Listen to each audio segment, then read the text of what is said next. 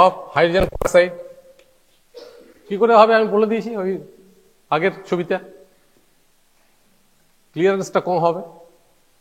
Less clearance মানে increase accumulation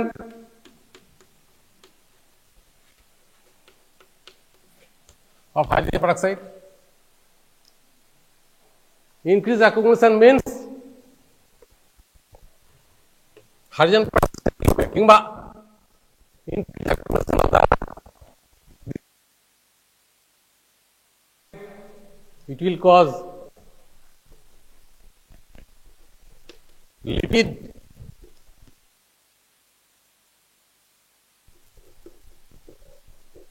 কোথাকার lipid?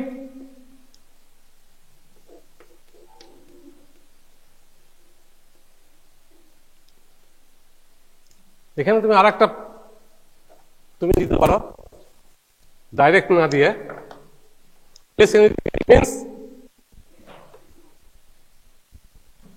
less generation of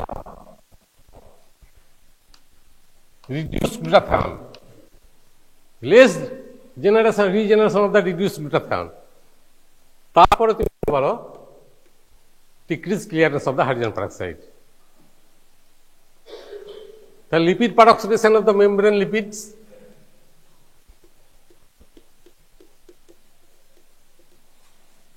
কার কোন মেমব্রেন, কোথায় থাকে গ্লুটাথিয়ন? RBC membrane.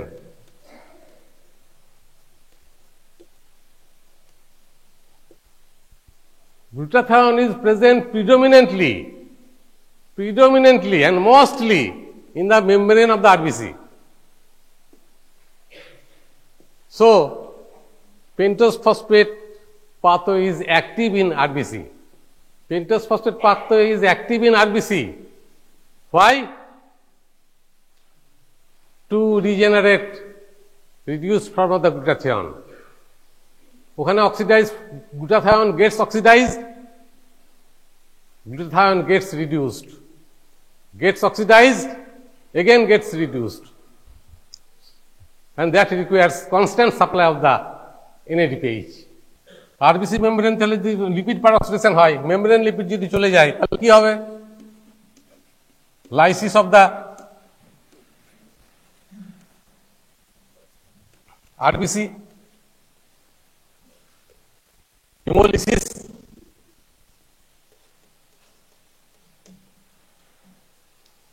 হেমোলিসিসে কি হবে? হেমোলাইটিক অ্যানিমিয়া হবে।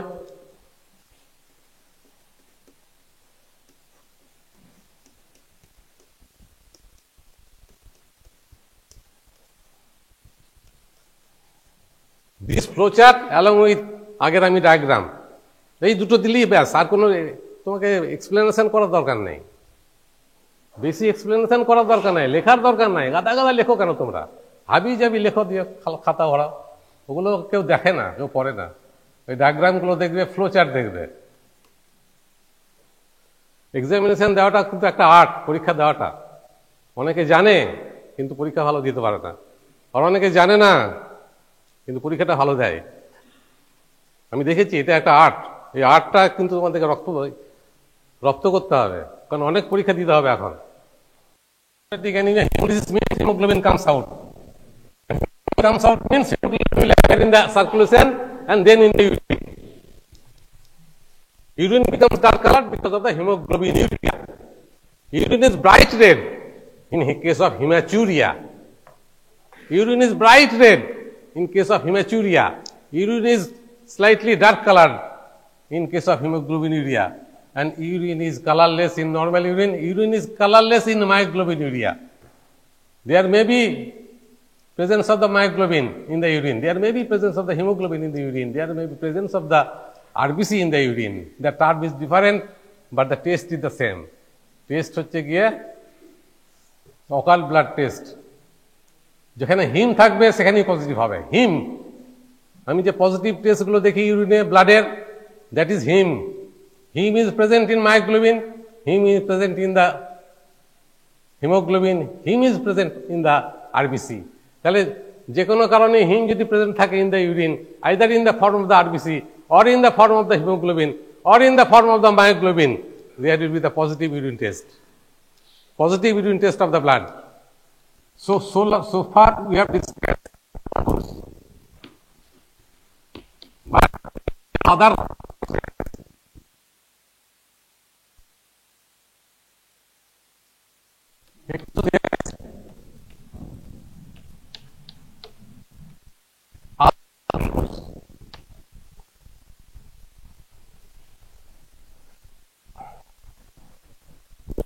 hexoses other than glucose.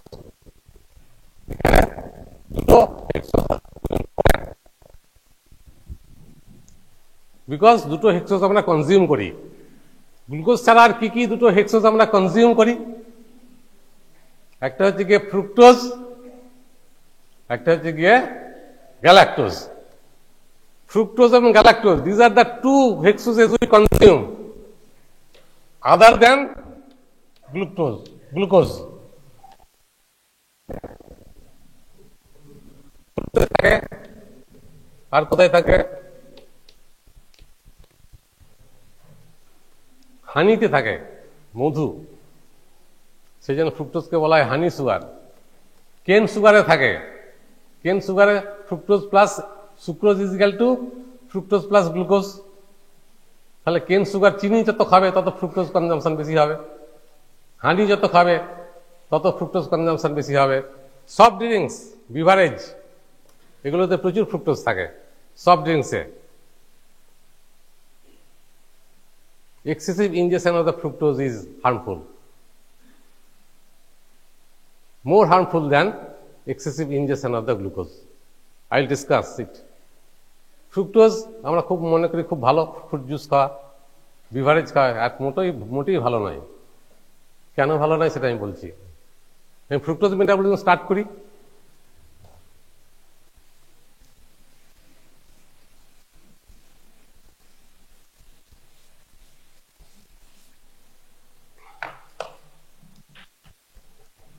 Fructose metabolism and its disorders. দুটোই বলবো। There are two disorders in relation to fructose.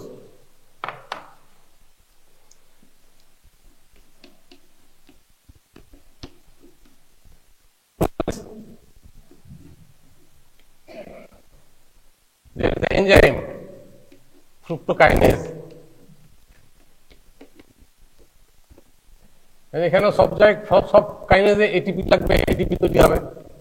In all kinase,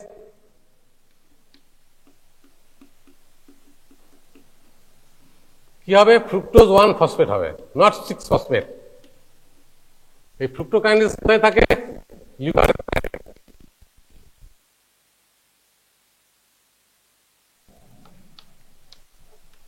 হতে পারে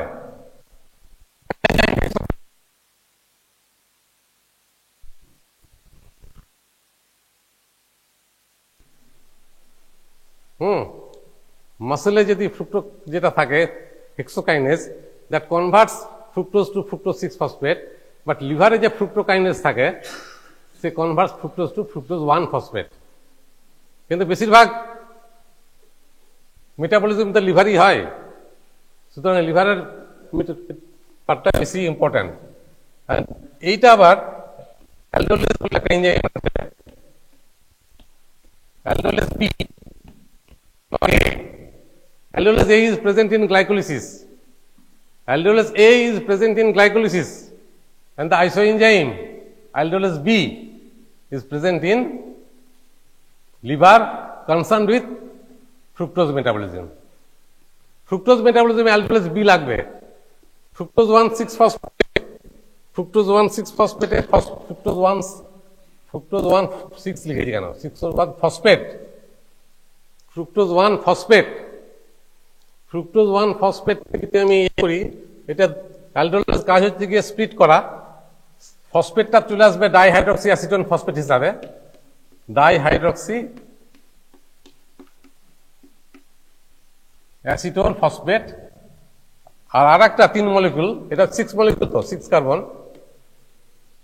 এটা 3 কার্বন, 3 কার্বনের সঙ্গে একটা ফসফেট জুড়ে গেল। একটাই ফসফেট আছে, যদি দুটো ফসফেট থাকতো তাহলে গ্লিসারল এই 3 ফসফেট হতো। 1,6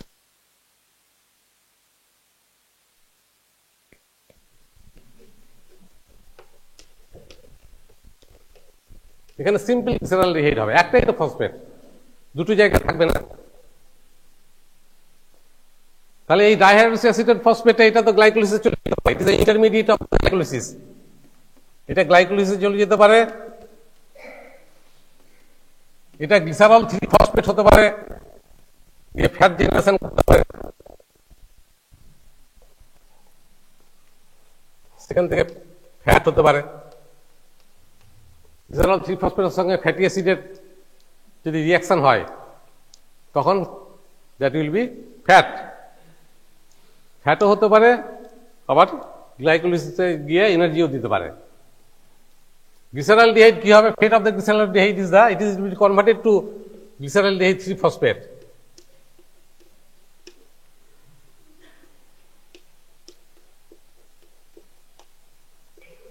ফসফেট যখন লাগছে তখন একটা কাইনেজ হবে, কাইনেজটা কি হেক্সোকাইনেজ হবে না, কি হবে? 3টে সুগার, ট্রায়োকাইনেজ।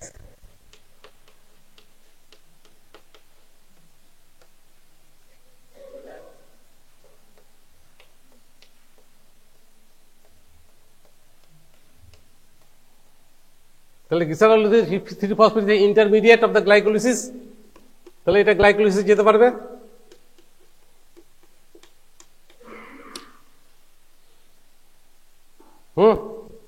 এইভাবে ফ্রুক্টোজ মেটাবলাইজ হচ্ছে। ফ্রুক্টোজ থেকে গ্লুকোজ আমি পেতে পারি by the enzyme sorbitol dehydrogenase. আমি সেটা লিখছি না, পলিওল পাথওয়েতে আছে fructose can be converted to glucose, fructose can go to the glycolysis. But the one thing you notice, glycolysis is controlled by the enzyme phosphofructokinase 1. Here there is no role of phosphofructokinase 1. এখানে কিন্তু কোনো ফসফোফ্রুক্টোকাইনেজের কোনো role নেই। Fructose থেকে যদি আমি energy ATP generate করি তাহলে ফসফোফ্রুক্টোকাইনেজ 1 এর কোনো রোল নেই। কিন্তু ফসফোফ্রুক্টোকাইনেজের রোলটা কি? রোল হচ্ছে কি চেপে ধরা, গ্লাইকোলিসিসটাকে চেপে ধরা, কন্ট্রোল করা। তাহলে গ্লাইকোলিসিস যদি চেপে ধরতে কেউ ধরার যদি কেউ না থাকে, গ্লাইকোলিসিসকে কন্ট্রোল করার যদি কেউ না থাকে, তাহলে গ্লাইকোলিসিসের রেটটা অনেক অনেক বেশি হবে। Rate of the glycolysis will be much higher than the rate of glycolysis of the glucose. In case of fructose, the rate of glycolysis is much higher than in case of glucose. তাহলে glucose থেকে ATP generation যত তাড়াতাড়ি হবে তার থেকে অনেক অনেক বেশি তাড়াতাড়ি এটিপি জেনারেশন হবে ফ্রুক্টোজ থেকে। এই জন্য ফ্রুক্টোজ খেলে পরে ছট করে একটা আমার মনে হয় একটা এনার্জি পাওয়া যায়, বিভারেজ খেলে পরে একটা এনার্জি পাওয়া যায়, ফ্রুট জুস খেলে একটা সঙ্গে সঙ্গে একটা ইনস্ট্যান্ট একটা এনার্জি পাওয়া যায়। Yes, that is very good, but it is not always good. কেন গুড নয়? বিকজ অফ দ্য, শুধু তো এনার্জি দেবে না, তার সঙ্গে প্রচুর পরিমাণে ট্রাইগ্লিসারাইড জমবে। ফ্রুক্টোজ খাওয়া মানে প্রচুর ট্রাইগ্লিসারাইড জমা, প্রচুর কোলেস্টেরল জমা, excessive injection of fructose.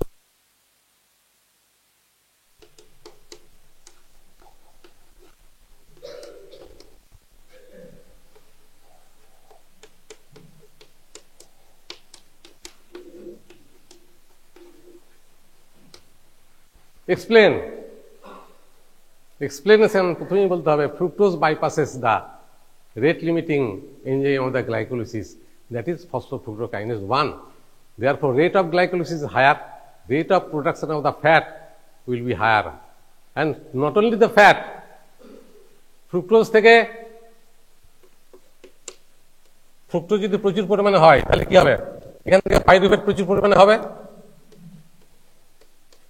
Pyruvate যদি প্রচুর পরিমাণে হয়, অ্যাসিটাইল কোয়ে প্রচুর পরিমাণে হবে।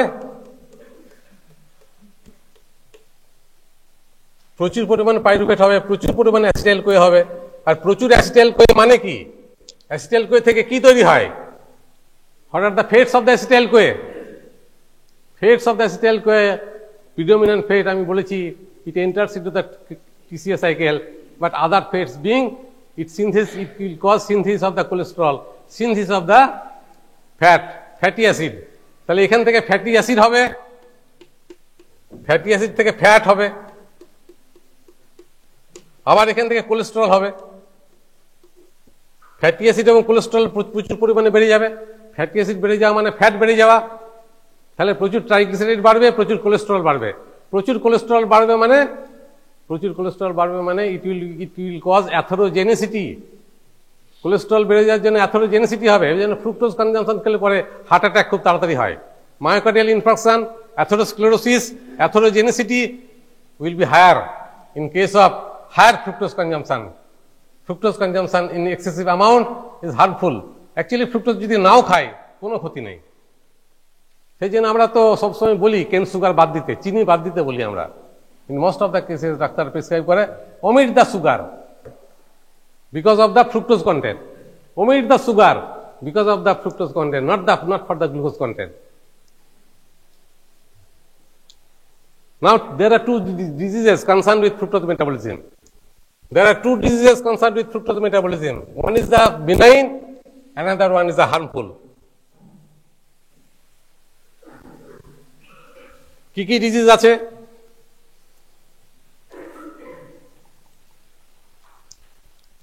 যদি এখানে যদি ফ্রুক্টোকাইনেজ যদি ডেফিসিয়েন্সি হয় তাহলে তার নাম হবে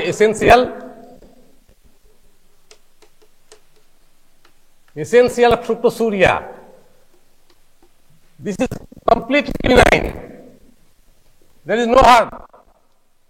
শুধু বেনিডিক্সটা পজিটিভ হবে এবং মাঝে মাঝে মনে হবে ডাক্তারদের বোধহয় ডায়াবেটিস হয়েছে। ফ্রুক্টোজ যদি ইউরিন দিয়ে বেরোয় তাহলে কি বেনিডিক্স পজিটিভ হবে না? Monosaccharide, all monosaccharides are reducing substances, I have said. তাহলে ফ্রুক্টোজ যদি বেরিয়ে যায় Benedict's will be positive, but it is not the diabetes. Remember, it is not the diabetes. তাহলে ফ্রুক্টোজ পজিটিভ হচ্ছে, বেনিডিক্স পজিটিভ হবে, কিন্তু it is not the diabetes, it is essential, it is harmless. But this one, when aldolase B is absent or deficient, this lead to harmful condition, and that harmful condition is known as hereditary. Because it is present since the birth, hereditary fructose intolerance. It is less. This is harmful.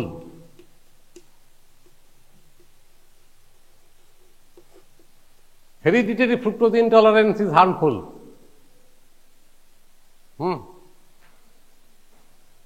Because there is an increased accumulation of the fructose 1-phosphate, and increased accumulation of the fructose 1-phosphate reduces the gluconeogenesis, inhibits the gluconeogenesis, and so features will be hypoglycemia. Features will be hypoglycemia, vomiting. Also, there will be hepatic damage and jaundice. Hypoglycemia, vomiting, jaundice. These are the features of the fructose intolerance, hereditary fructose intolerance, and it requires treatment. What should be the treatment? Treatment should be very easy. Fructose-free diet. Diet should be fructose-free. তার মানে চিনি কোনো যে সমস্ত জায়গায় fructose আছে, even in the form of cane sugar, even in the form of fruit juice, even in the beverages, soft drinks, সমস্ত জিনিস অমিট করতে হবে থ্রু আউট লাইফ। তাহলে this requires treatment, this requires no treatment. Here treatment is the fructose free diet.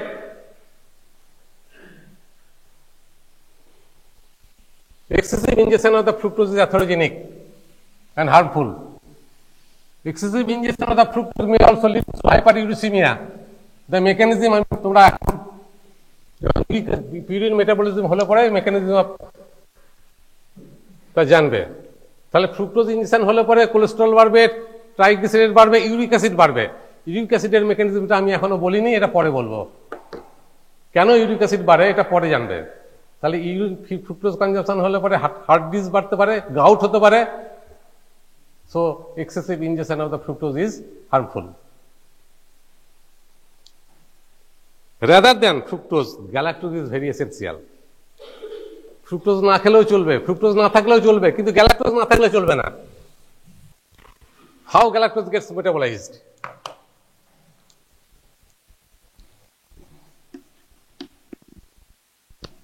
Galactose কি কাজে লাগে? প্রথম কথা হচ্ছে গ্যালাক্টোজ থেকে কি কি তৈরি হয়, কি কাজে লাগে, কেন galactose important? Galactose is a component of the milk sugar, কিন্তু মিল্ক সুগারের জন্য গ্যালাক্টোজ ইম্পর্টেন্ট নয়। Lactose can be synthesize from glucose. ল্যাকটোজের জন্য গ্যালাক্টোজের যে খুব দরকার তা কিন্তু নয়। কেন নয় আমি পরে জানাচ্ছি। আমি গ্যালাক্টোজ যার জন্য দরকার সেটা হচ্ছে গিয়ে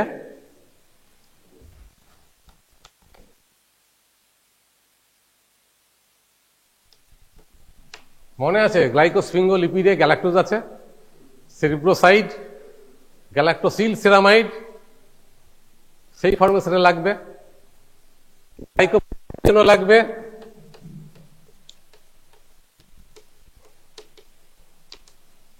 আর প্রোটিওগ্লাইকানসের জন্য লাগবে। প্রোটিওগ্লাইকান কাকে বলে? প্রোটিওগ্লাইকান মানে গ্যাগ, গ্যাগের সঙ্গে প্রোটিন। গ্লাইকোস্যামিনোগ্লাইকানের সঙ্গে যখন প্রোটিন লাগবে সেটা হচ্ছে প্রোটিওগ্লাইকান, আর অলিগোস্যাকারাইডের সঙ্গে যদি প্রোটিন লাগে সেটা হবে গ্লাইকোপ্রোটিন। গ্যাগের সঙ্গে যদি প্রোটিন লাগবে তখন তার নাম হবে গ্লাইকোপ্রোটিন না প্রোটিওগ্লাইকান, আর অলিগোস্যাকারাইড ছোট্ট সুগার তার সঙ্গে যদি প্রোটিন লাগে তার নাম হবে গ্লাইকোপ্রোটিন। তাহলে প্রোটিওগ্লাইকান, গ্লাইকোপ্রোটিন এবং glycolipid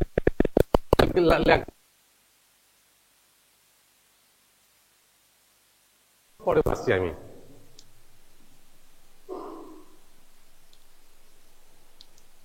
R important disorder in related to galactose metabolism, very very important disorder, that is galactosemia. Galactosemia হচ্ছে কি ইম্পর্টেন্ট ডিসঅর্ডার। ওখানে যেমন দুটো ডিসঅর্ডার বেরোলো, fructose intolerance, hereditary fructose intolerance আর ফ্রুক্টোসুরিয়া, এখানে কিন্তু ডিসঅর্ডার হচ্ছে গিয়ে galactosemia, very important disorder.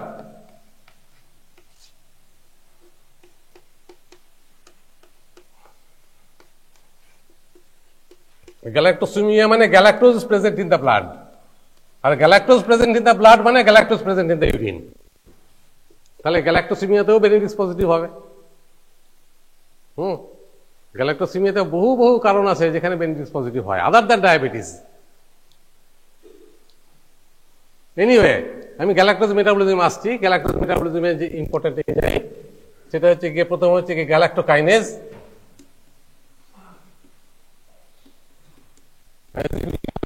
Galactokinase means ATP will be converted to ADP, and that will be the galactose 1-phosphate. Galactose 1-phosphate will be converted to glucose 1-phosphate.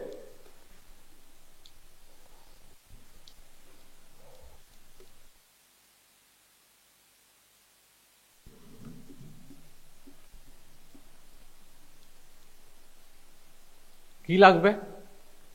লাগবে UDP, গ্লুকোজটা আসবে UDP glucose থেকে। তোমরা UDP গ্লুকোজের সঙ্গে পরিচিতি আছো in case of glycogen metabolism. In glycogen metabolism there is a UDP glucose. Glucose যখন গ্লাইকোজেনে লাগবে তখন তো ফ্রি ফর্মে লাগবে না, ইউডিপি গ্লুকোজ হিসাবে কিন্তু যেতে হবে। গ্লুকোজ লাগবে, ইউডিপি ছেড়ে দেবে। এনিওয়ে, এখানে ইউডিপি গ্লুকোজ লাগবে, ইউডিপি গ্লুকোজ আবার ইউডিপি গ্যালাক্টোজে কনভার্ট হবে। This reaction is very very important.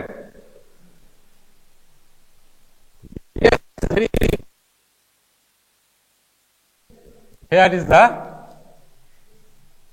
enzyme, here is the galactose 1-phosphate uridyl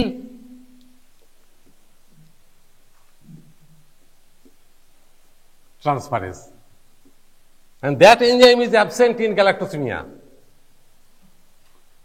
Classical galactosemia means this enzyme is absent or low. Galactose 1-phosphate uridyl transferase, এতটা বলতে হবে। Galactose 1-phosphate uridyl transferase, তাহলে আর একটা enzyme লাগে, তিনটে enzyme লাগে। একটা হচ্ছে গ্যালাক্টোকাইনেজ, 1 নম্বর এনজাইম। 2 নম্বর এনজাইম হচ্ছে গিয়ে গ্যালাক্টোজ 1 ফসফেট ইউরিডিল ট্রান্সফারেজ, যেটা খুব most important enzyme concerned with galactose metabolism, because of the absence of which leads to accumulation of the galactose and galactosemia. You can convert this one to this one. Glucose is epimer of the galactose. Galactose is the epimer of the glucose. Enzyme is the epimerase.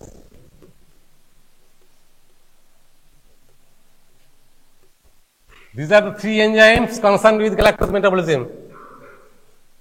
3 enzymes concerned with galactose metabolism. তার মধ্যে কি enzyme হচ্ছে গিয়ে galactose 1 phosphate uridyl transferase. The deficiency of any of the 3 enzyme, deficiency of any of the 3 enzyme may lead to accumulation of the galactose and may lead to galactosemia. তাহলে গ্যালাক্টোসেমিয়ার প্রথম কারণ হচ্ছে গিয়ে ক্লাসিক্যাল গ্যালাক্টোসেমিয়ার যে প্রথম কারণ this absent of this enzyme. Absent of this enzyme means that is classical galactosemia. Or non-classical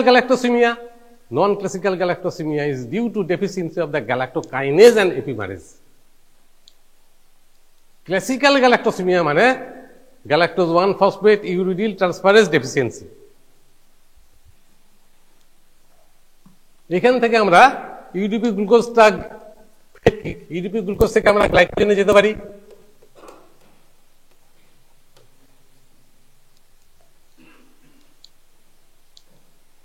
UDP galactose যদি গ্লুকোজের সঙ্গে রিয়াক্ট করে তাহলে যেটা হবে সেটা হচ্ছে ল্যাকটোজ।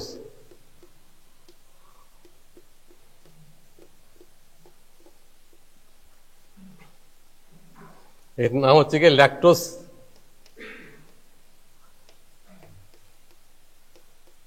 সিনথেস। তাহলে এখানে কিন্তু গ্যালাক্টোজ লাগলো, তাই তো? ল্যাকটোজ তৈরি করতে গ্যালাক্টোজ লাগলো, কিন্তু গ্যালাক্টোজ ছাড়াও ল্যাকটোজ তৈরি হবে। কারণ this are the metabolic pathway of the galactose metabolism. তার মধ্যে প্রিন্সিপাল এনজাইম হচ্ছে galactose 1 phosphate uridyl transferase. Disorder is the galactosemia. দেখো, গ্লুকোজ থেকে আমি গ্লুকোজ 1 ফসফেট হবে, গ্লুকোজ 1 ফসফেট থেকে ইউডিপি গ্লুকোজ হবে, ইউডিপি গ্লুকোজ থেকে এপিমারেজ দিয়ে ইউডিপি গ্যালাক্টোজ হবে,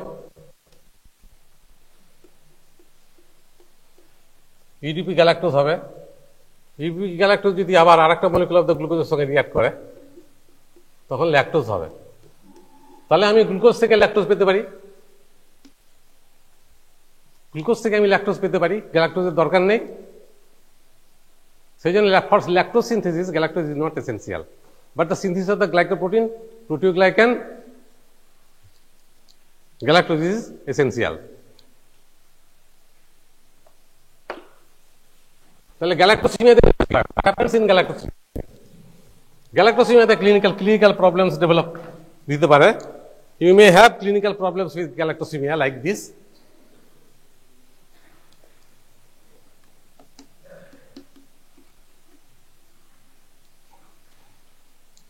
একে ইনফ্যান্ট বলা যাবে না, চাইল্ড বলা ভালো। ইনফ্যান্ট হচ্ছে আপ টু 1 year।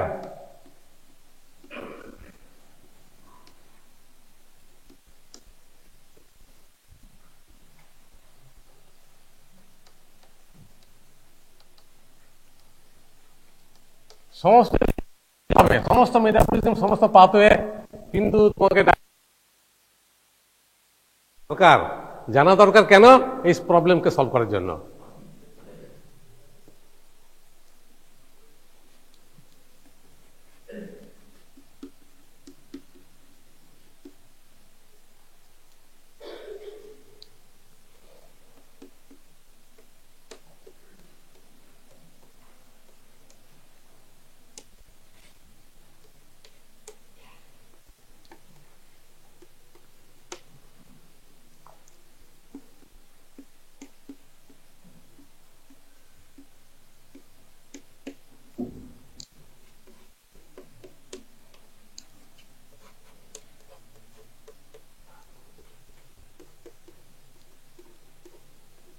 ক্যাটারাক্ট পাওয়া গেল। Diminution of vision is due to cataract.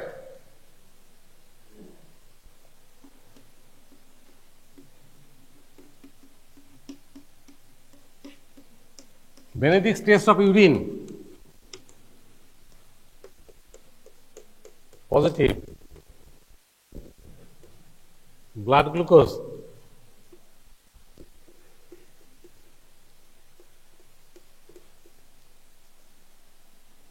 what is your diagnosis? Answer is with the galactosemia. Galactosemia may present with cataract. How galactosemia may present with cataract? এই problem এইভাবে থাকবে, তোমাকে classical গ্যালাক্টোসিমিয়া describe করতে নাও দিতে পারে, তোমাকে একটা প্রবলেম দিয়ে দেবে, লেখা হয় লেখো a child of 3 year complaints of dimness of vision, he is underweight,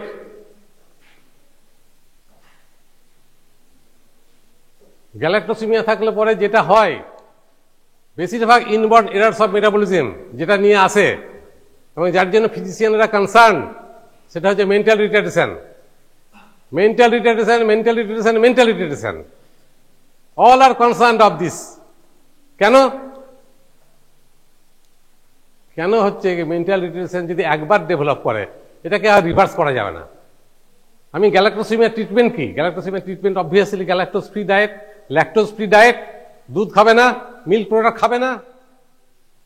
কিন্তু তা সত্ত্বেও আমি যে মেন্টাল রিটার্ডেশন যেটা হয়ে গেছে সেটাকে কিন্তু আমি রিভার্স করতে পারবো না।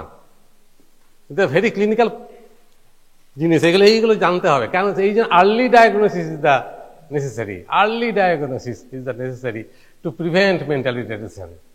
মেন্টাল রিটার্ডেশন হয় কেন? কারণ galactose is necessary for glycolipid, glycolipid এগুলো থাকে কোথায়? বেশিরভাগই হচ্ছে ব্রেনে গ্লাইকোলিপিড থাকে। তাহলে ব্রেনের ব্রেন সেল ফরমেশনটা হয় না, because of the less formation of the glycolipid, formation of the brain cell is hampered and it may lead to mental retardation. তাহলে classical feature of the galactosemia কি কি?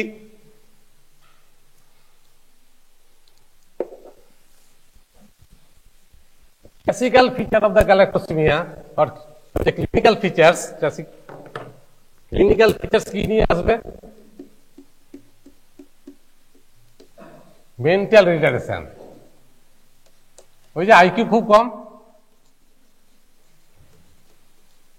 তুমি একটা ডিরেকশন দিচ্ছ, তুমি একটা জিজ্ঞেস করছো কোনো কথা, সে কিছু বলছে না, সে চুপচাপ আছে। মাদার বলছে ও কিন্তু জন্ম থেকে এরকম, খুব একটা কথা বলে না, খুব একটা বুদ্ধিশুদ্ধিও নেই।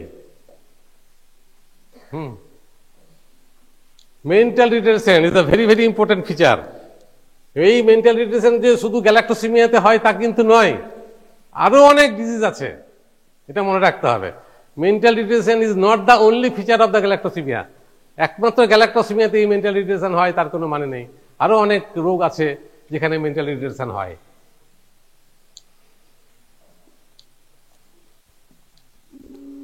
হাইপোগ্লাইসিমিয়া হবে, ওই জন্য ব্লাড সুগার কম।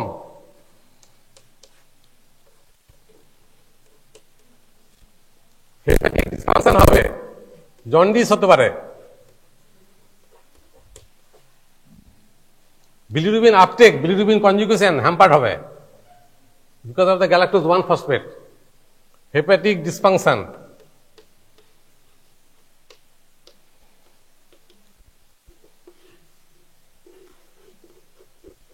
জন্ডিস।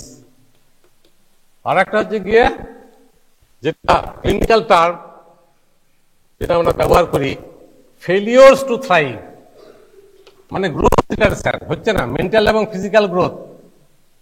ফেলিওরস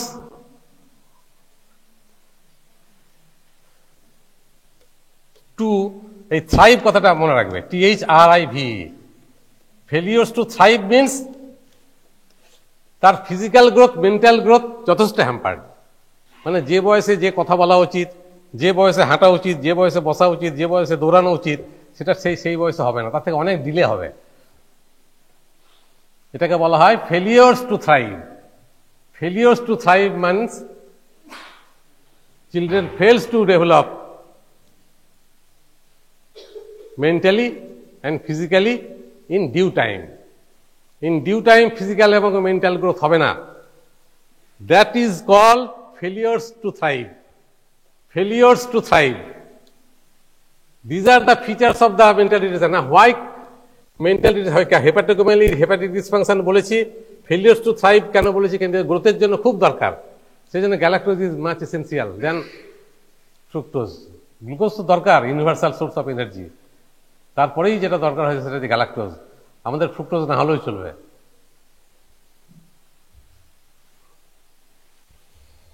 এবার কেন হয়? Why cataract develops? এই যে গ্যালাক্টোজ,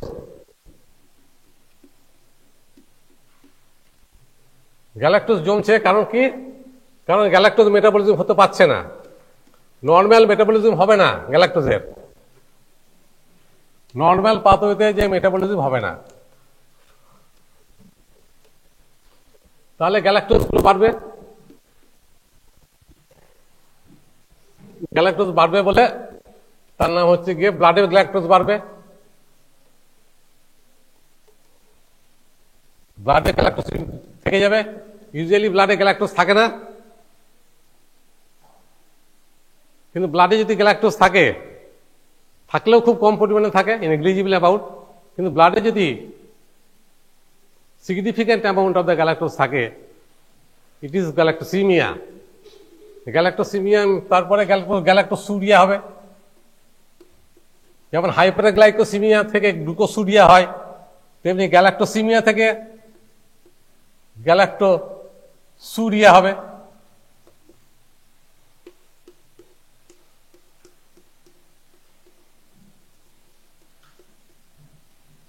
পজিটিভ বেনেডিক্স।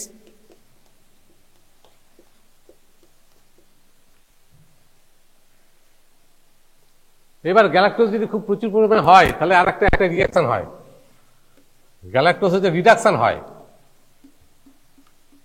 এগুলো সব অক্সিডেশন।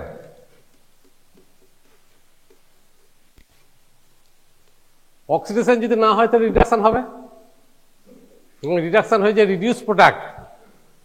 রিডিউস প্রোডাক্ট হচ্ছে গ্যালাক্টিটল।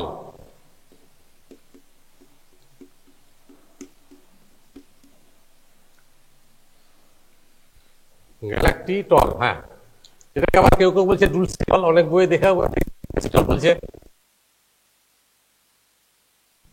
ডালসিটল বা ডুলসিটল, কেউ কেউ বলছে, কিন্তু অ্যাকচুয়ালি গ্যালাক্টোল। এটার জন্য যে দরকার হচ্ছে অ্যালডোজ রিডাকটেজ।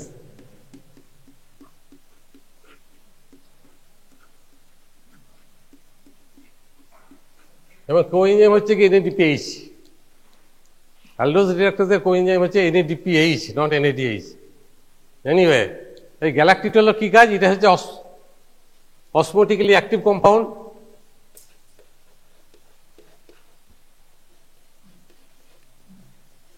অসমোটিক্যালি অ্যাক্টিভ, ইমবাইবস ওয়াটার, জলকে বাইরে থেকে নিয়ে আসে, ইমবাইবস ওয়াটার কে? By lens. লেন্সে যদি গ্যালাক্টিটল জমে তাহলে কি হবে? গ্যালাক্টোজ তখন ও বাইরে থেকে জলটা টানবে, osmotically active compound. Water will be drawn, water will be imbibed. এবার ওয়াটার যদি লেন্সের মধ্যে ঢুকে যায় তাহলে লেন্সের যে ট্রান্সপারেন্সি কিন্তু নষ্ট হয়ে যাবে। When water will be enter into the lens along with galactitol, transparency of the lens will be lost, lens will be opaque, and that is cataract.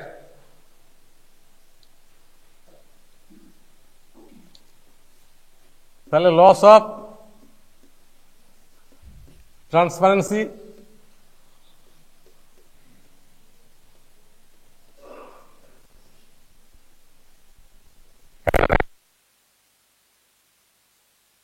galactosemia. Mechanism of the cataract in galactosemia is the formation of the galactitol, because excessive amounts of the galactose, when it is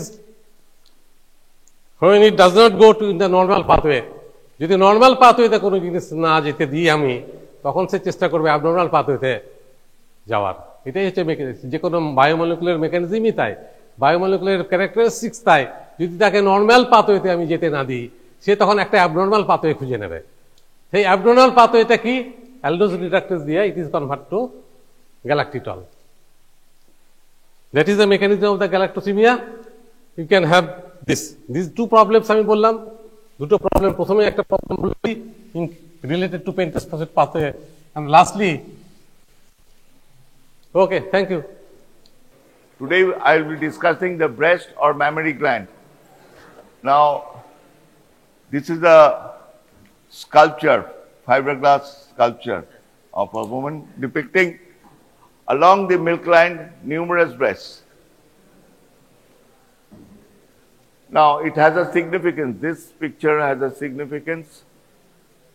I presented it the first slide because all human beings, even many animals, are having a milk line along from this region to the.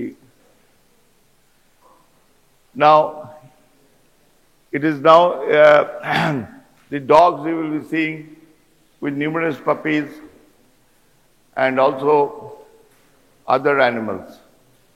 Now, this is what you will be seeing in the dissection hall when you dissect. And if you see the skeleton, when the male features, the pectoralis major, pectoralis minor, the serratus muscles coming inside this, subscapularis, scapularis muscle, rhomboideus major, rhomboideus minor. Now, see, this is the mammary gland and digitation of the serratus anterior coming. Foramen of Langer, this is the mammary gland, areola, nipple, external oblique aponeurosis on the rectus sheath, digitations of the serratus anterior. Now, as the breast is lying in front of the thoracic region, now you see the muscular attachment of from the thorax and the abdomen. Now, the anterior view of the female breast, lactating milk secretion and accumulation in alveolar lumen. During pregnancy, alveoli proliferate at the end of the duct. Non-pregnant, inactive system. Now you see the enlargement, the engorgement. The other day when I was speaking on the on histology, I drew a diagram, and you'll see even you can feel a pregnant mother's the lactational ducts. Now, arterial supply of the mammary gland, and the superior thoracic artery, the lateral thoracic artery, the internal thoracic artery. So, you can, when you will be dissecting, you will be seeing the thoracic arteries, the internal thoracic and the superior thoracic and lateral thoracic artery. Now, the interesting thing is that many operations, even mastectomy, when the whole breast you are removing, you can do it under Xylocaine block, local anesthesia, bit sedation, and some analgesic. You can do it. Simple. You take the biopsies. You want to take, there are lesions of the breast. There are most common is a fibroadenoma, now very commonly in adolescent girls. As 20 years back or 30 years back, we did not encounter so much of fibroadenoma. One thing. That might be one reason that they botherless. My mom, my sister, everything, they were botherless about this thing. But awareness has come from different sectors that you feel your own breast for any nodules or any structure.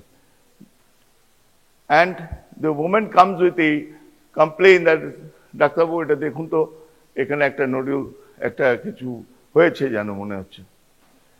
Then you'll go and examine her and palpate. Also, you will be seeing the axilla and the lymph nodes if they are enlarged or not, and you make a note. And then you go for investigations. First of all, you do an USG, and if a lactating mother is coming with a nodule with some sol space occupying lesion, then you ask the lactating mother, just even to show you that if any blood is coming through when you are pressing or in lactation, the patient herself will say, yeah, eto rokto asche. And it might be lactation may be due to pregnancy or even due to your prolactin levels are raised, then there will be lactating. Now you have to do an imaging, and if you see the component at a lactation with a lump or there is no lump, it is mobile or fixed, you have to diagnose accordingly. Now if it is hard lump, and you can think of that it might be malignant. Now you have to differentiate. Then you go for USG, FNAC, and if there are axillary lymph nodes, then go for CT mammography. CT mammography. Now, according to the anatomy of the breast, there might be, if it is a late stage, then you go for an USG of the whole abdomen, because over here, the right hypochondriac region, there might be some, the cancerous cells might be found, the nodules might be found in the extreme cases. So you have a chest X-ray, you have a USG ultrasound, you have one CT mammography, and your X-ray chest. Now, I'm covering the total aspect of any breast solve. I'm trying to say these are the clinical manifestations, and then you approach the patient accordingly. And always put a note in your prescription, your findings. This is one thing. Now, venous drainage of mammary gland, you see the internal vertebral venous plexus, the azygos vein, posterior intercostal vein, internal thoracic vein, and axillary vein. So if there is any spread, the veins and the venous drainage and the lymphatic drainage, so the cancer cells metastasis may occur into the axillary lymph nodes. The policeman, the lymphatic system is the policeman of the human body. So if you, and don't be obsessed at a malignancy, at a cancer, don't be obsessed. It can be, she had some abscess over here in the axillary region, and her lymph node got swollen up, and she came to you of her pain, breast pain, or some mastalgia, and accordingly you will see now Now, what I want to say is the arterial and venous supply, you have to say if you want to do total mastectomy up to pectoralis major muscle, then you can block. And also what I do is that actually I don't like a messy operative field. I always try to measure vessels that is supplying to the organ. I try to ligate and tie. The minimum bleeding leads to less complications and your less infection and better healing. The lymphatics from the parenchyma of the breast. You see the lymphatics and accordingly তোমার এখন minimal access surgery. But এই minimal access surgery breast surgeons of India একটা আলাদা এই দুদিন পরে হবে right breast left breast. But I guarantee you in Bengal or anywhere in India একবারে তুমি বেলে দিলে ফোন করে দিলে পেয়ে যাবে সে পাবে না.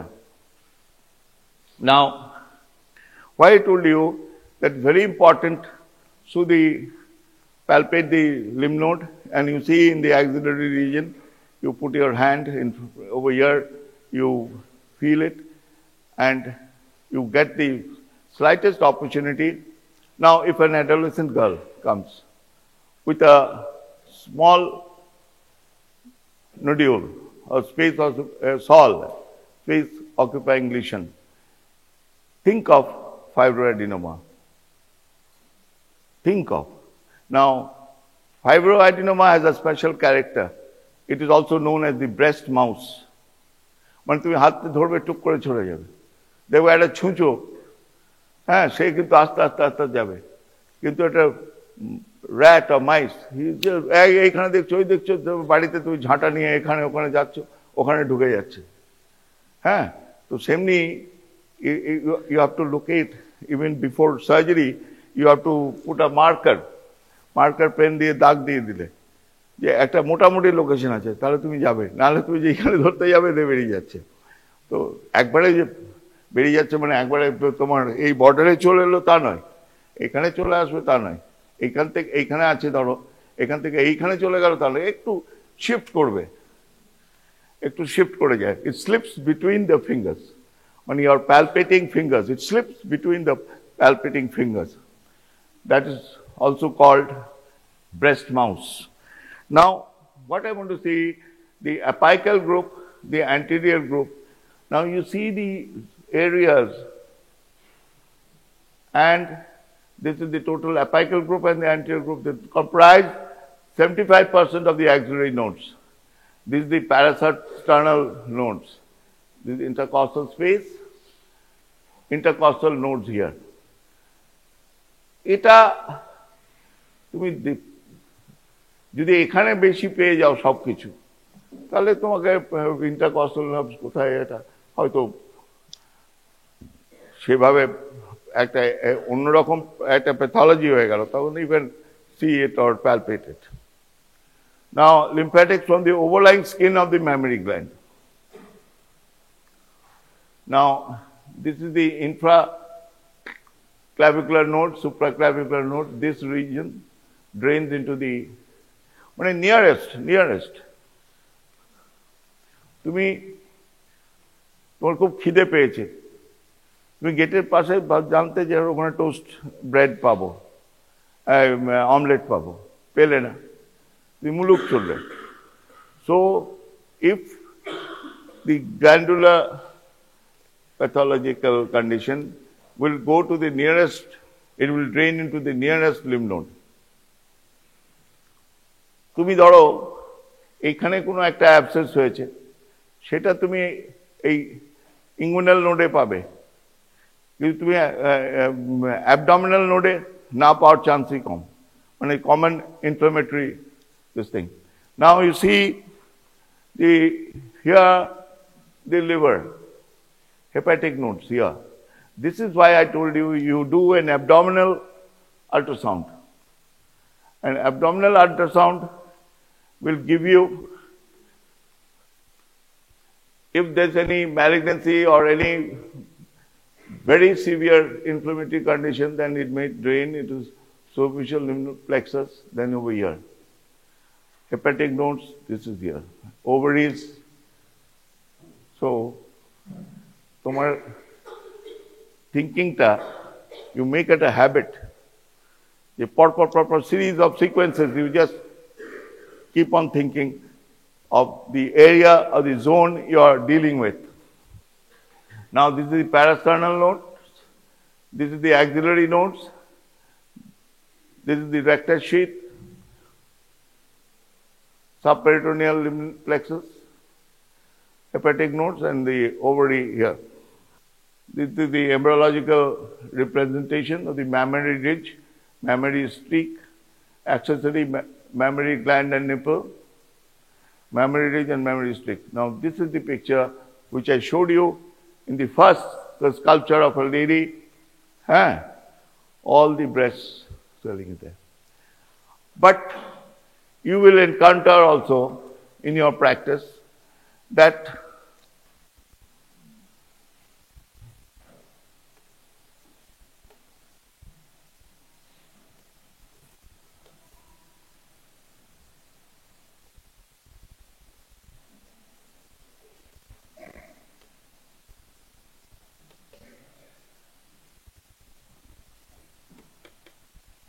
now if there is any lesion here, this may drain over here. You can palpate.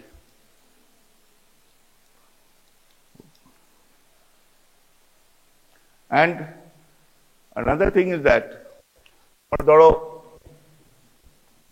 এটা আছে, ঠিক আছে?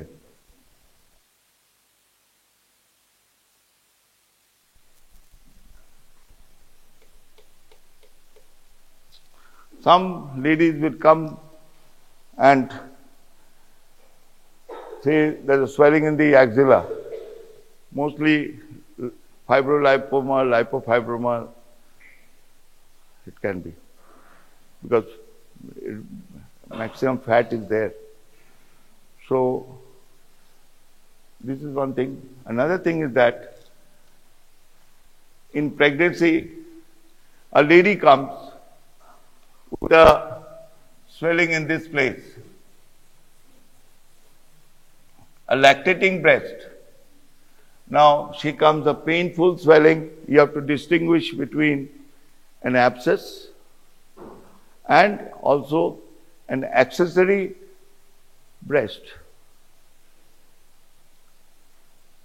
Now, accessory breast, এটা কি হয়, ওই ব্রেস্ট টিস্যুগুলো থাকে, যেটা ওই মিল্ক রিজের উপরে যেটা দেখালাম, এখন সেই টিস্যুটা, সেই there are remnants, some glands are there that secretes milk, and but that cannot be taken out by, because it doesn't have any lactal opening into the exterior. যদি একটা ওপেনিং থাকতো বা দুটো ওপেনিং থাকতো, তুমি একবার টিপে দেখে নিলে যে ওখান থেকে কিছু মিল্কি সিক্রেশন আসছে কিনা। কিন্তু অ্যাটলিস্ট আমি গোটা চারেক দেখেছি 32 মানে ছাত্র অবস্থা থেকে 75 থেকে আমি ছাত্র, থার্ড ইয়ার থেকে এবার গুনতি করে নাও, তো I come across 3 or 4 cases of accessory breast, but the complaint was there, and I excised one. তারও ছবি আছে আমার কাছে। Now,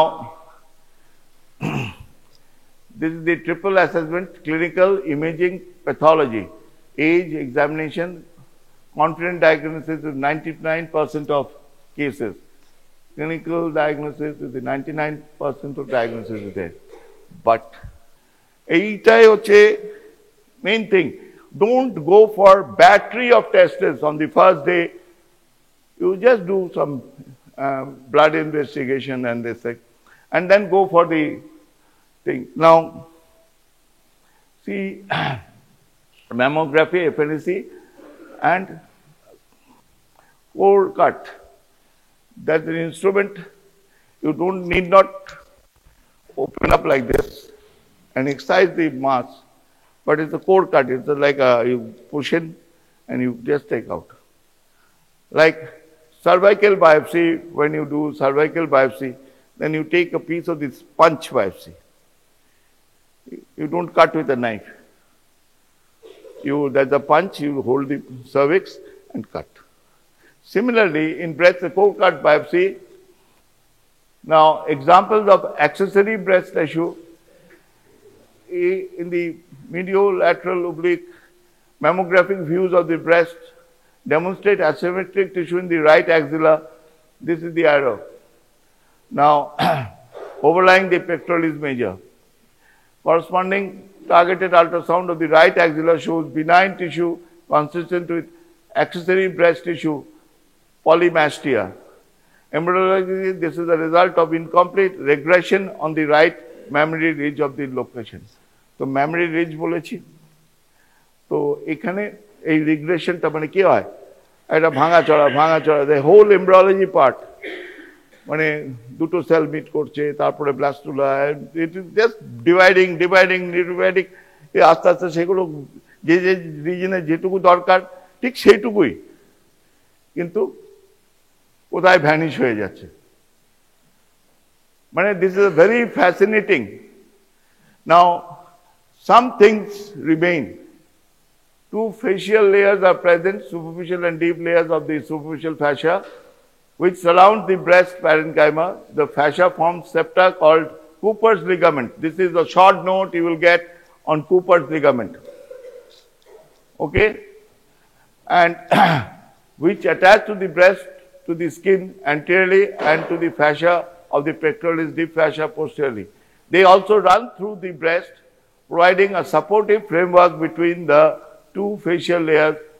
If there is malignant tumor which causes infiltration and shortening of the Cooper's ligament, there will be dimpling of the skin, physical examination, mediolateral oblique, and mammography view shows Cooper's ligament and which attach to the superficial layer of the superficial fascia to the skin. Also shown is the retromammary subbursa or space, white arrow, this is the white arrow, which contains loose connective tissue and additional Cooper's ligament that attach the breast to the chest wall. Now, whenever you are examining the breast, have a female attendant and tell the patient to open the breast, both the breast. সেই ব্রোকে তার এই খুলতে ওই খুলতে একটা দেখাচ্ছে no, your attendant will tell you need not speak হ্যাঁ এই আপনি খুলে দিন এটা অনেকটা মানে আমাদের কান্ট্রিতে তো নয় সব দেশেই হ্যাঁ এটা বলা উচিত নয় খুলে দিন আপনার জামা তা নয় বললো খুলে দিল রাখলো ব্লাউজ খুলে দিল বা একটু বার করে দিল এগুলো হচ্ছে practical which we encounter day to day. এই দিদি আছে তো বেশ এইরকম একটা সিচুয়েশন থাকে তখন তুমি দেখবে যখন তুমি দেখবে প্রথমে দেখবে হাত দেবে না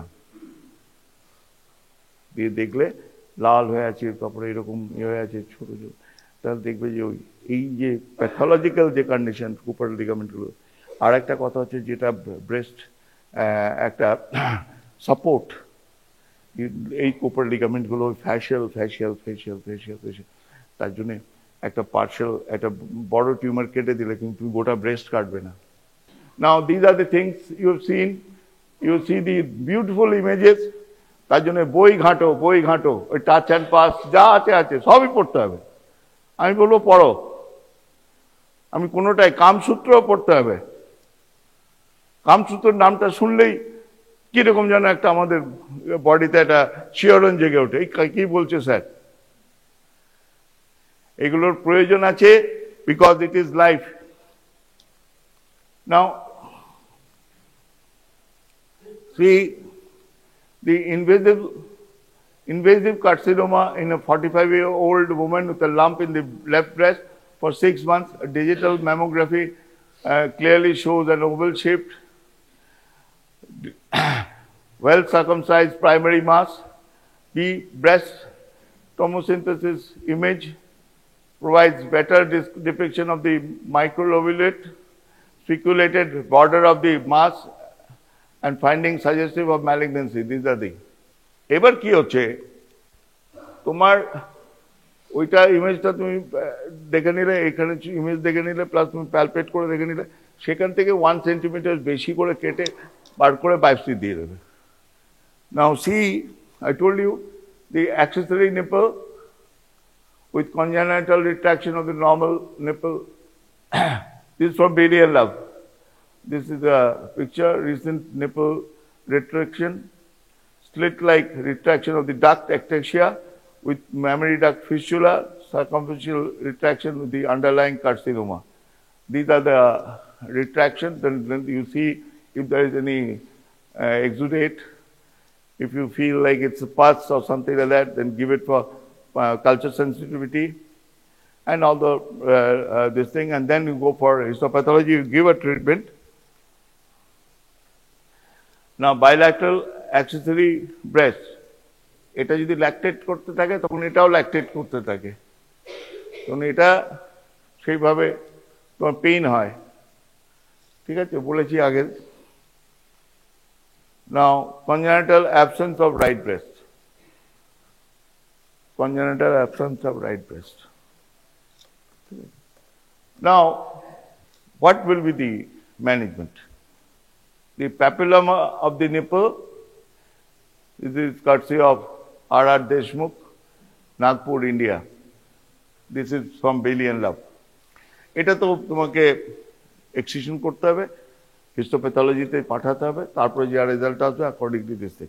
আর এখন ইমেজিং হয়ে গেছে।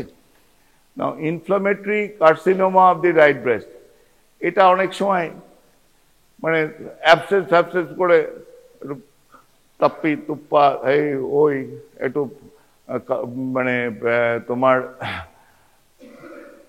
ড্রেসিং করুন, এই অয়েন্টমেন্ট লাগান, ওই মধু লাগান, এই করতেই থাকলাম, দিয়ে দেখা গেল ওটা আরো ফ্লেয়ার আপ হচ্ছে, ইয়ে হচ্ছে। So you make it a point that don't take anything lightly, but you don't become very over serious. Now this is the breast, and this is inflammation of the carcinoma of the right breast. This is inflammation, and you see the condition here, and this is the breast. It'll দিয়ে পাবে, তো you palpate, এগুলো দেখবে she is having high pyrexia, antibiotics দিচ্ছ, এ দিচ্ছ, তবু তার ইয়ে, then you can go for an imaging. এবার যদি ল্যাকটেটিং হয়, তোমাকে তো এখন ব্রেস্ট অ্যাবসেস ল্যাকটেটিং হলে একটা ছোট্ট ইনসিশন দিলে, কিন্তু তোমার মাথায় রাখতে হবে যে বাচ্চাটার কত বয়স। মানে একটা সিচুয়েশনটা কিরকম হচ্ছে যে বাচ্চা 6 মাস বা 3 মাস, তাহলে তাকে তো মায়ের দুধটা খাওয়াতে হবে। এবার তুমি একটা ড্রাগ দিয়ে সেটাকে ফোর্সড বন্ধ করে দিলে, তা না, তুমি এই অ্যাবসেসটাকে ড্রেন করে দিলে, দেখলে কিন্তু একটা ফিস্চুলার জন্য তোমাকে হয়তো ফিস্চুলা হয়ে যেতে, মিল্ক ফিস্চুলা হতে পারে, কিন্তু she will be relieved. And the thought of an abscess and pain does not haunt her. সে যদি দেখা যায় যে ডাক্তারবাবু এই মায়ের দুধ থেকে খাওয়ানো যাবে, তুই বলবে খাওয়ানো যেতে পারে, কিন্তু তুই বললে ঠিক আছে, তুই একটা কাজ করবি, তুই এটাকে টিপে টিপে বার করে দিবি, বা একটা ব্রেস্ট পাম্প দিয়ে মিল্কটা বার করবে, যেটা অ্যাফেক্টেড উইথ অ্যান অ্যাবসেস, কিন্তু তুমি লেফটটাতে তুমি খাওয়াবে, তাহলে বাচ্চাটা জিওপার্ডাইজড হলো না regarding their nutrition. Okay, now extensive inflammatory abscess, এটা ডাবলিন আইল্যান্ডের একটা ছবি। Now this is a very common thing, যে tuberculosis of the breast with secondary supporting lymphadenitis. This is from Lahore, Pakistan.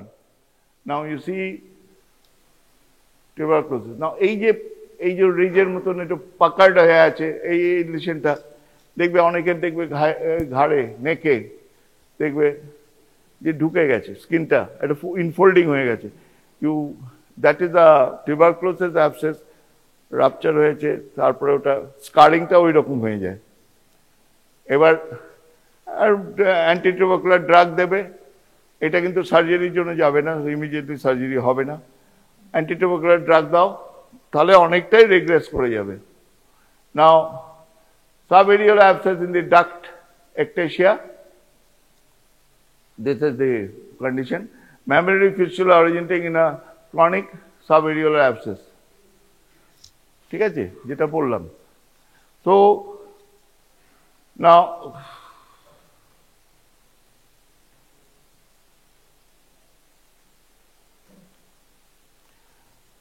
galactosele this is a condition I told you in the histology that একটা cystic swelling তাতে milk জমে জমে জমে জমে জমে এরকম হয়ে যাচ্ছে ঠিক আছে galactosele now this is the normal more or less normal for a stature of this lady and now this is the galactosele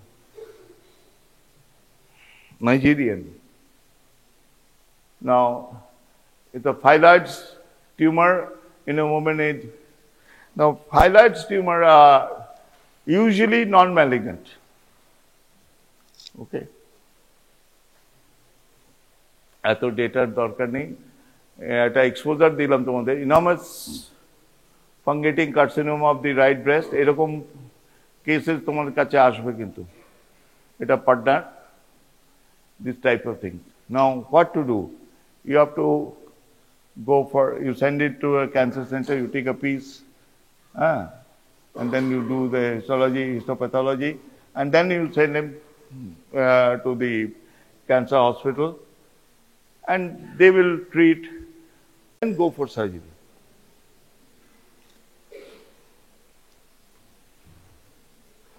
Now this is the lymphangiosarcoma 3 years after radical mastectomy patient, well, many years after four quarter amputation. Now, actually, এরকম একটা মানে recurrence এবার lymph node সব clearance হয়ে গেছে mastectomy করা আছে কিন্তু তার একটা আপার লিমে সেটা তোমার অনেক সময় 1 বছরের মধ্যে বিরাট লিম্ফেডিমা হয় if you study look into the axilla when you are dissecting, then you will see and the nerves involved. So the nerves and this thing that's a very a crucial and sensitive area. Now this is the flap. This is repaired to do the breast, and this is the prosthesis. Different sizes and this thing of prosthesis. Now this is the carcinoma of the male breast. This is the carcinoma of the male breast. একটা male breast এটা বড় হয়ে গেছে think of prostate তার prostatic কোনো problem আছে কিনা and don't say ওটা কিছু না এটা ইয়ে কিন্তু that can be malignancy. Now, advanced carcinoma of the mole breast.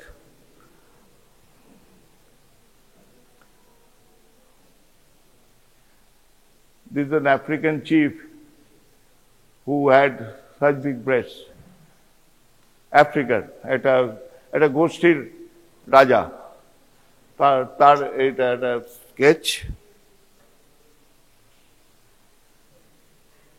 Now, this is another picture of painting, man and woman. Breast গুলো দেখতে পাচ্ছ? ঠিক আছে? Thank you. Okay, good afternoon. So today's topic is mediastinum. Okay.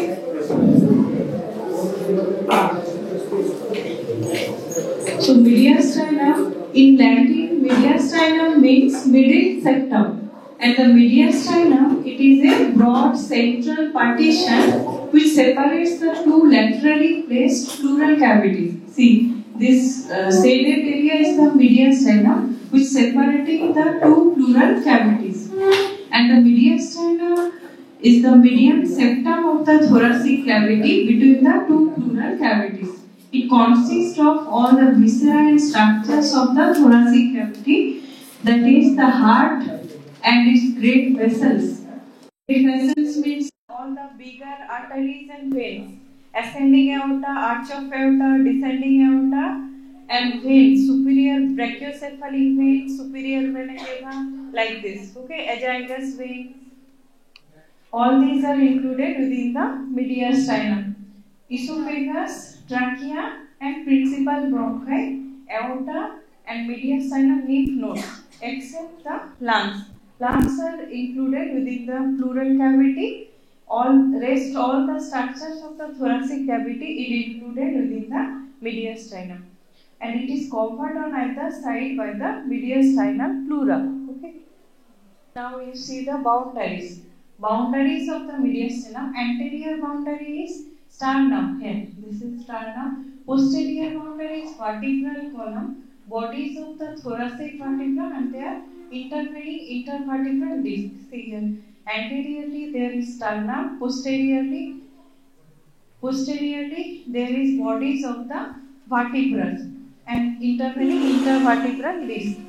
Superiorly thoracic inlet, here is the thoracic inlet or superior thoracic aperture. These two are same. Thoracic inlet is bounded posteriorly by first thoracic vertebra, anteriorly the superior surface border of the sternum, that is the jugular notch, and this is first rib. All these are forming the thoracic inlet. Yes, come. Inferiorly bounded by the diaphragm. Here you can see this is the diaphragm, and on each side lies the mediastinal pleura. Now major contents are thymus, heart enclosed in the pericardial sac, major arteries and veins such as the thoracic aorta and pulmonary trunk, trachea, esophagus, thoracic duct, and neuron structures such as the sympathetic trunk, vagus nerve, and phrenic nerve. See here in this diagram, see plastered to this vertebral body, this is the sympathetic trunk. From here, these are the splanchnic nerves. Okay, and this is azygous vein draining into the superior vena cava. So this is view from the right side, and this is view from the left side. And the nerve in front, and this is nerve root. Anterior to the lung root, here is the phrenic nerve. Okay, right phrenic nerve. Yes. Posterior to the lung root, here lies the vagus nerve. This point is very, very important for identification. Okay, phrenic nerve lies anterior to the lung root, vagus nerve lies posterior to the lung root. Okay, and these are the lung root structures. Here is trachea. Behind the trachea, here is the esophagus. This is heart covered with pericardium. Mainly the right atrium portion can be seen here. And on the left side also you can see here is the phrenic nerve anteriorly. This is sternum, so here is the, and this is anterior. This is anterior aspect. So in front of the lung root, here is phrenic nerve. Posterior to the lung root, here is the vagus nerve. Okay, and from the vagus nerve on this left side, you can see one nerve is hooking on the undersurface of this arch of aorta. This is left recurrent laryngeal nerve. Okay, this is hooking on the undersurface of the aorta and then lies at the tracheo-esophageal groove. And on the left side also you can see this thoracic duct. Okay, on the left of this esophagus, this muscular tube is esophagus. Here is the trachea containing C-shaped cartilaginous rings. And this is vertebral column, over it plastered structure, nervous structure. This is sympathetic trunk along with the splanchnic nerves. Okay. So these are the contents of the mediastinum. Now you will see the divisions. Divisions for the purpose of description and organization of structures. Mediastinum is divided into two parts, superior and inferior mediastinum. Okay.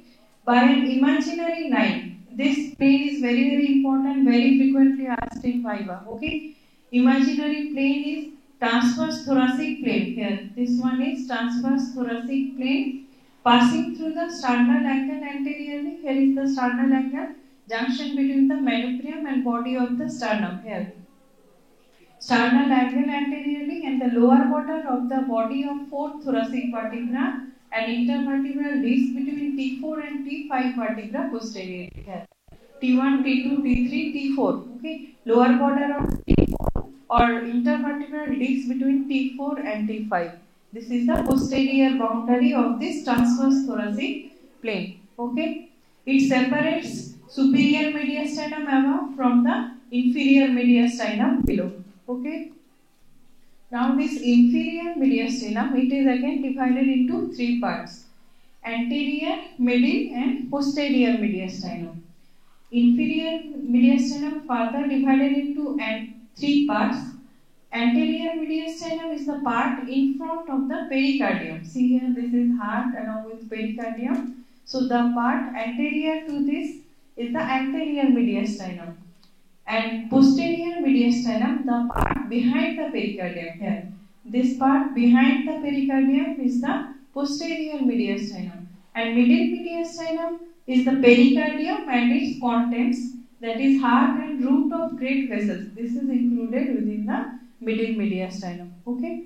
So these are the three parts of the inferior mediastinum: anterior, middle, and posterior mediastinum. Now we will see the boundaries of superior mediastinum. Anteriorly bounded by the manubrium sterni. Here, this part is the superior mediastinum. Anterior boundary is manubrium sterni. Posterior, bodies of T1 to T4 vertebra. Here, bodies of T1 to T4 vertebra. On each side there is mediastinal pleura. Superiorly there is plane of thoracic inlet. Here is the plane of the thoracic inlet. And inferior boundary is the imaginary line joining the sternal angle and lower border of the T4 vertebra or transverse thoracic plane. This plane is also known as transverse thoracic plane. So these are the contents of the superior mediastinum.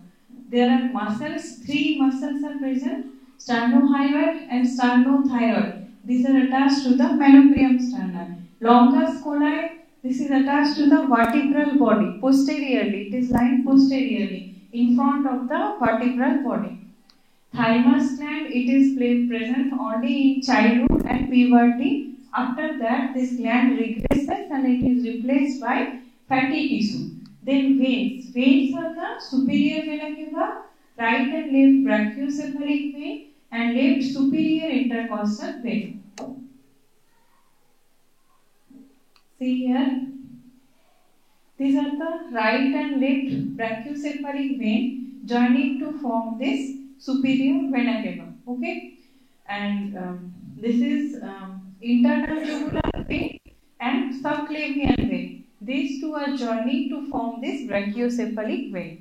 Okay, artery trachea dividing at T4 vertebral level. This is the T4 vertebral level, transverse thoracic plane, dividing into two principal bronchi. Esophagus is a muscular tube, lies posterior to the trachea. Nerves are the vagus, phrenic, cardiac, and left recurrent laryngeal nerve between the trachea and esophagus. See here, posteriorly going, these are the vagus nerve. Okay, and anterior to the lung root, you have seen in previous picture, there was phrenic nerve, cardiac nerve. These are branches of the vagus nerve. Okay, these branches are vagus cardiac branches supplying the heart and the pericardium and forming different plexuses, superficial and deep cardiac plexus branch from the vagus nerve. Okay, and left recurrent laryngeal nerve. Here is the left recurrent laryngeal nerve lying between the trachea and esophagus. Another thing is thoracic duct. This is a lymphatic structure, and lymph nodes, brachiocephalic and tracheobronchial lymph nodes. Tracheobronchial lymph nodes lying in front of trachea and bronchus, brachiocephalic along the brachiocephalic veins. Okay, so these are the lymph nodes, and thoracic duct is also a lymphatic structure. So all these are content of the superior mediastinum.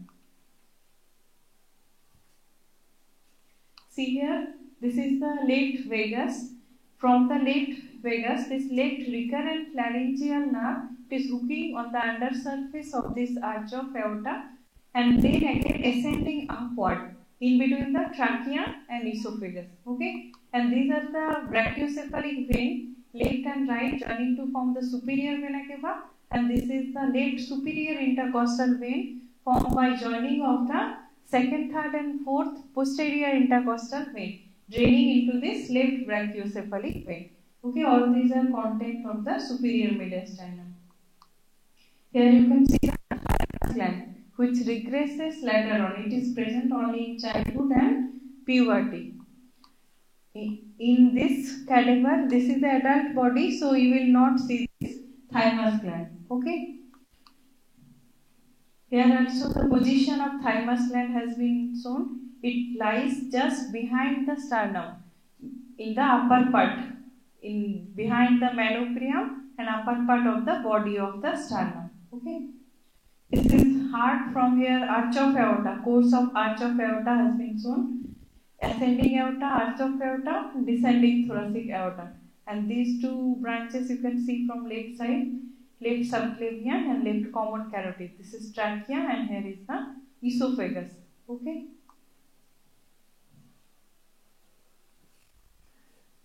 So you can remember like this, from anterior to posterior, my thymus loves Vannon. Okay. M muscles, two muscles mainly, sternohyoid and sternothyroid. I is internal thoracic artery. It lies within the thoracic wall. Thymus gland. L loves L for lymphatics, lymphatic vessels, thoracic duct, lymph nodes. Okay. Veins are the upper part of superior vena cava, right and left brachiocephalic vein, and left superior intercostal vein. Arteries are arch of aorta and its three branches, trachea with paratracheal and tracheobronchial lymph nodes. Esophagus and nerves are the phrenic vagus cardiac nerves, left recurrent laryngeal nerve in the tracheoesophageal group. This is a cross section through the T4 vertebral level. Okay. Or above the transverse section of superior mediastinum, that is above the T4 vertebral level. Okay, so here you can see this is sternum, here is the vertebral body. Okay, over this vertebral body, this longus colli muscle is attached to the vertebral body, and here these two muscles you can see, sternohyoid and sternothyroid. Here is the thymus gland. These are two brachiocephalic veins, left and right brachiocephalic veins. Three branches of aorta you can see, brachiocephalic trunk, left common carotid, left subclavian. These are the nerves. Posteriorly is the vagus, right vagus nerve.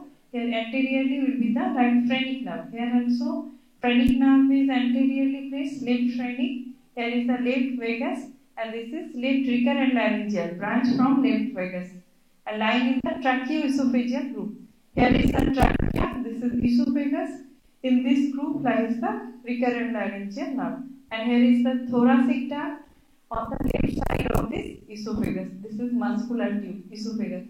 And plus to this vertebral body, these are the two sympathetic jets, right and left sympathetic jets. Okay. So all these structures you will see in the superior mediastinum. Okay, understood? The enlarged view of this previous diagram. You practice this diagram. Okay, this is important for your cross section and the structures present here. Okay, understood? Schematic diagram. Now anterior mediastinum. So this part is the anterior mediastinum. Anterior, its boundaries you see anteriorly bounded by the sternum here, body of the sternum, posteriorly by the pericardium, and on each side there is mediastinal pleura, and superior boundary is the imaginary plane or transverse thoracic plane. inferiorly bounded by the diaphragm. So these are the boundary of the anterior mediastinum. What are the contents? Thymus gland in children, you can see here, and sternopericardial ligaments, superior and inferior sternopericardial ligaments. These are attaching the heart along with pericardium to the sternum. Okay. Internal thoracic artery and its branches. You have seen in the previous class internal thoracic artery, lymphatics and lymph nodes. All these are contents of the anterior mediastinum. Okay. Some of the lymph nodes has been kept, rest has been removed.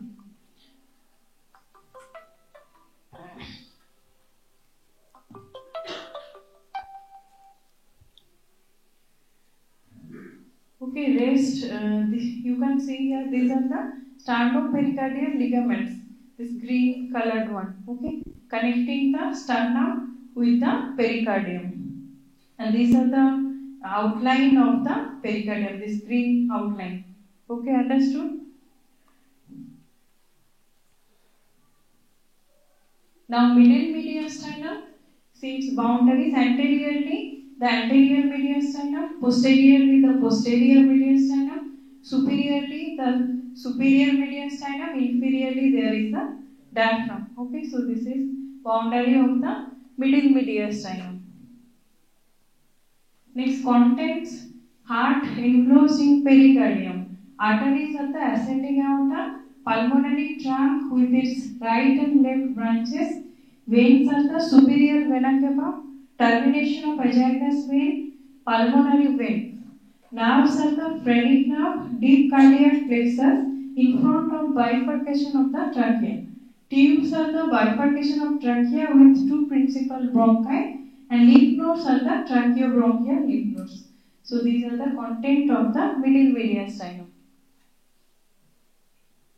Now posterior mediastinum, and its boundaries anteriorly.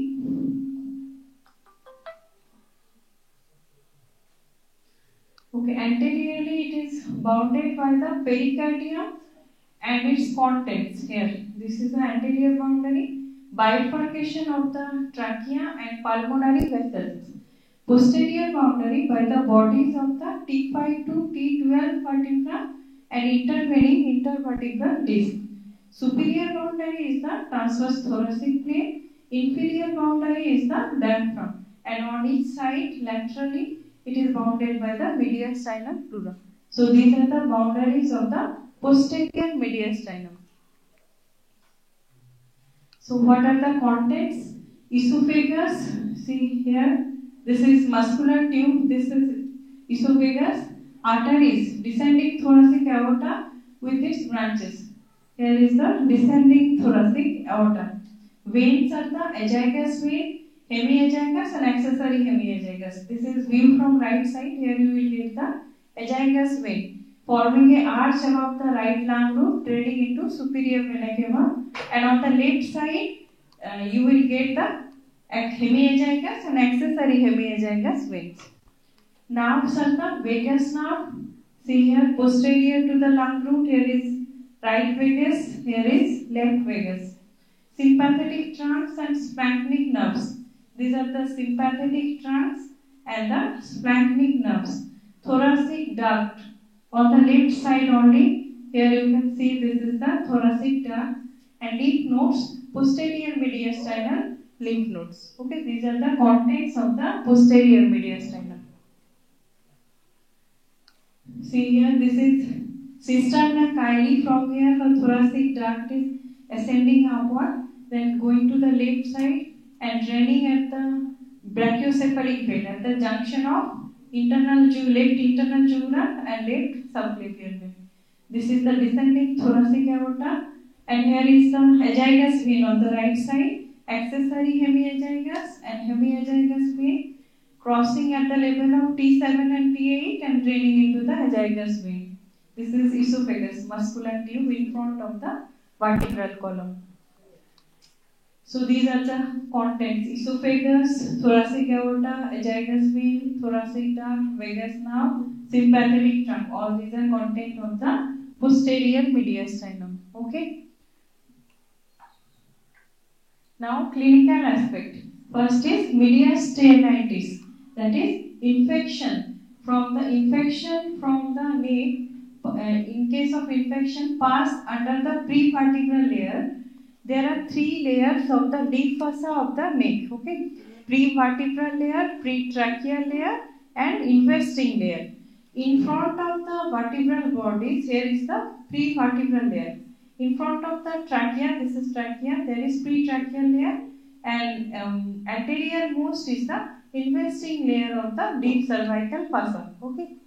So in case of infection of neck, pass under prevertebral fossa, reach till the T4. Here you can see this prevertebral layer attached to the body of the T4. So pass from the neck under the prevertebral fossa, reach only up to T4, not beyond it, as prevertebral fossa is attached here. And pass between the pretracheal and prevertebral layer. Here is prevertebral and pretracheal. If pus is formed in between these 2 layers, it will tend to come into the posterior mediastinum. It seeps through superior mediastinum to reach the posterior mediastinum. And in front of pretracheal fossa, if the pus accumulates in front of this pretracheal fossa, it will seep into the anterior mediastinum. Okay. And psoas sheath, it lies in the inferior extremity, okay, in the thigh. Psoas sheath communicates with the posterior mediastinum by final sepal orifice. Therefore, pus from the posterior mediastinum can easily enter the psoas sheath and track down into the thighs in the region of femoral triangle. Okay. So from the neck, the pus can pass through this posterior mediastinum via the psoas sheath into the thigh. It can extend up to that below. Okay. See, these are the, in lateral view of the chest X-ray, these are the positions of different mediastinum. This part is superior mediastinum. Here whole thing is the inferior mediastinum. This is anterior, middle and posterior. This is shadow of the heart. And this is dome of the diaphragm. This is the bubbles, air bubbles in the fundus of the stomach. Okay. Next is mediastinal syndrome. It is compression of mediastinal structures by any growth as tumor or cyst. And common causes are bronchogenic carcinoma, aneurysm of aorta, enlargement of mediastinal lymph nodes in Hodgkin's disease. What are the clinical features you will see? Engorgement of veins in the upper half of the body due to obstruction of superior vena cava. Okay. Superior vena cava drains upper half of the body. If due to enlargement of all these structures or any tumor, there is blockage of superior vena cava, it will lead to engorgement of veins in the upper half of the body. Dyspnea due to compression of trachea. Dysphagia due to compression of the esophagus. And hoarseness of voice due to compression of left recurrent laryngeal nerve. And there may be erosion of bodies of the thoracic vertebra due to pressure on the vertebral column. Okay. So these are the clinical features in mediastinal syndrome. Okay. Next is mediastinal widening or mediastinal shift. Mediastinal widening causes are important. Okay. If hemorrhage occurs in the mediastinum from lacerated vessels following a trauma, example head-on collision, that means road traffic accident, or massive enlargement of mediastinal lymph nodes due to cancer of the lymphoid tissue, namely the malignant lymphoma, and enlargement or hypertrophy of the heart due to congestive cardiac failure. It is commonest cause of enlargement of inferior mediastinum. And these are the causes of mediastinal widening. Next is mediastinal shift. It is common in lung and pleural pathology. It can be detected by palpating the trachea and the suprasternal notch. Here 3 fingers are placed over here at the jugular notch to palpate the trachea. Okay. If trachea is in the midline, you can feel with the middle finger. If trachea is shifted to one side, left or right side, the finger of that side can palpate the trachea. Okay. So mediastinal shift, where the shift occurs, shift to the disease site. that is affected site. When it occurs due to an appreciable reduction in lung volume and decrease in intrapleural pressure, as in collapse of lung or atelectasis. Okay, see here on this side, collapse of lung has occurred. Okay, and the trachea is shifted to the opposite side here, and shift to the healthy side due to intrapleural pressure is appreciably high, as in affected site, that is pneumothorax or hydrothorax. Here pneumothorax has occurred, so here opposite it has shifted to the healthy side. This side lung is healthy, so trachea has shifted to that side because the lungs have collapsed on this side due to increased intrapleural pressure. Okay. Now subcutaneous emphysema of the root of the nape. In esophageal perforation caused by penetrating wounds, air escapes into connective tissue spaces of the mediastinum and may ascend beneath the fossa to the root of the neck, producing subcutaneous emphysema. Subcutaneous emphysema means air accumulates in the subcutaneous tissue, loose areolar connective tissue within the subcutaneous tissue, accumulation of air. If you press that area with your hand or something, there will be crepitus, a sound will be produced on that area. Okay. Another is potential dead space in the superior mediastinum. All the large veins, superior vena cava, right and left brachiocephalic veins, they are on the right side, and all the large arteries, arch of aorta and its 3 branches are in the left side. So during increased blood flow, large veins expand enormously, while the large arteries do not expand at all because the wall of the artery is thickened. Okay, so they don't expand, and this is because there is sufficient dead space on the right side to have a capacity to enlarge this venous expenditure during the enormous blood flow, and this is because there is sufficient dead space on the right side, and this is why the tumors of the mediastinum tend to project on the right side. Okay, this comes as you will explain why question. Okay, why tumors of the mediastinum tend to project on the right side, because on the right side there is a dead space for the veins to help in expansion of vein during increased blood flow. Okay, so if tumor occurs in the mediastinum, it will go to the dead space automatically and it will tend to project on the right side. Okay, that's all. Any queries? So you have understood the boundaries and content of the mediastinum? Okay.